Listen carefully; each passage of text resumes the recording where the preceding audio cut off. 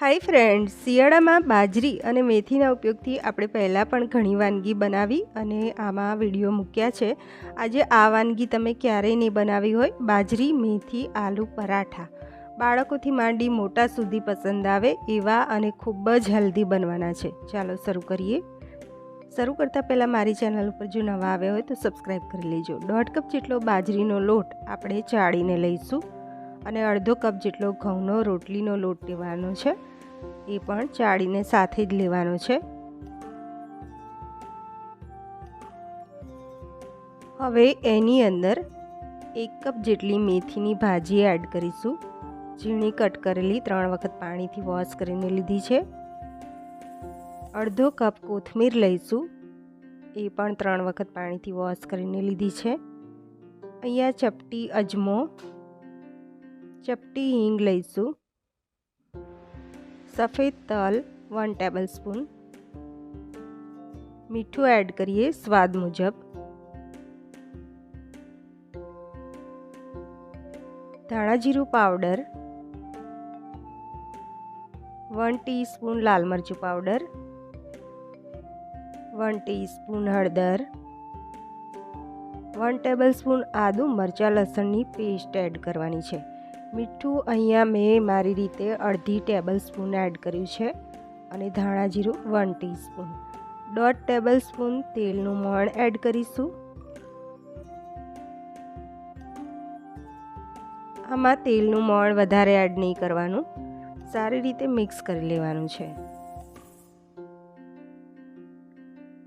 હવે અહીંયા 1 નંગ બાફેલું બટાકું એડ કરી લેવાનું છે અને સારી રીતે મિક્સ કરી લઈશું. થોડું પાણી એડ કરતા જઈએ અને લોટ કઠણ બાંધવાનો છે. વધારે પડતો કઠણ નહીં, ઢીલો નહીં, એ રીતે બાંધીશું, મીડિયમ એવો.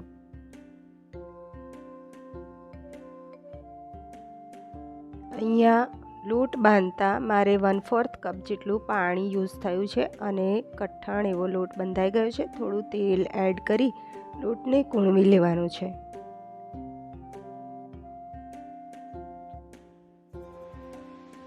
હવે આપણે એના મીડિયમ લુવા કરી લઈએ. તમારે જેટલી સાઈઝનો પરાઠો વણવો હોય એટલો કરી શકાય છે. તમે જોજો, એકદમ સરસ રીતે ઇઝીલી વણાઈ જાય છે. હવે આપણે પાટલી ઉપર અને વેલણ ઉપર તેલ લગાવી દઈશું અને સાઈડમાં તવો ગરમ કરવા મૂકી દેવાનો છે. બાજરીના લોટનું અટામણ લઈ અને હલકા હાથે વણીશું.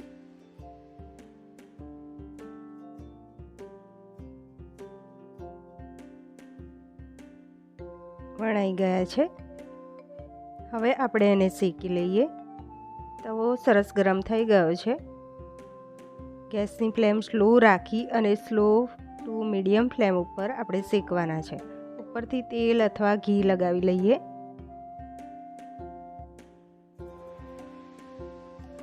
ઉપરથી ફરી થોડું તેલ લગાવી લેવાનું છે. તમે તેલ અથવા ઘી કોઈ પણ લગાવી શકો છો. એક સાઈડ સરસ શેકાઈ જાય એટલે બીજી સાઈડ પલટાવી અને શેકી લેવાનો છે. એકદમ સરસ ક્રિસ્પી અને બ્રાઉન એવા શેકાઈ ગયા છે. એને ઉતારી લઈએ. એને તમે દહીં સાથે, અથાણા સાથે, ગ્રીન ચટણી છે, ટામેટા ચટણી છે, કોઈ પણ સાથે સર્વ કરી શકો છો. સાથે અહીંયા ડુંગળીની સ્લાઈસ મેં સર્વ કરી છે. સો ફ્રેન્ડ્સ, એકદમ ટેસ્ટી એવા બાજરી મેથી આલુ પરાઠા આપણા તૈયાર થઈ ગયા છે.